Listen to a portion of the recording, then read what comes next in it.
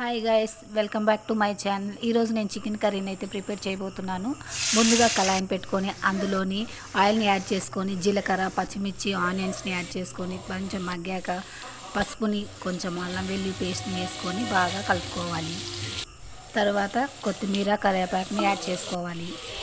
తరువాతికి టమాటా ముక్కల్ని కూడా యాడ్ చేసుకోవాలి. కొద్దిగా సాల్ట్ని యాడ్ చేసుకొని కొంచెం మగ్గనివ్వాలి. అవి కొంచెం మగ్గాక చికెన్ ముక్కల్ని యాడ్ చేసుకోవాలి. అవి మిక్స్ చేసుకునేందుకు బాగా కలుపుకోవాలి. తరువాత చికెన్ కర్రీ అయితే బాగా మగ్గించుకోవాలి.